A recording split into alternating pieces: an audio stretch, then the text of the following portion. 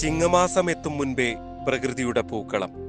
കൊല്ലാട്ടെ കിഴക്കുപുറം പാടത്ത് കാഴ്ചയുടെ പൂക്കാലമാണ് തുടങ്ങിയത്. പാടം പൂക്കൾ കൊണ്ട് നിറഞ്ഞതോടെ കാഴ്ചക്കാരും വന്നു തുടങ്ങി. പല ദേശക്കാർ, പല പ്രായമുള്ളവർ. മലരിക്കലും അമ്പാട്ടുകടവിലുമൊക്കെ പൂക്കൾ നിറയുന്നതോടെ കോട്ടയത്ത് സഞ്ചാരികളുടെ തിരക്കും കൂടും.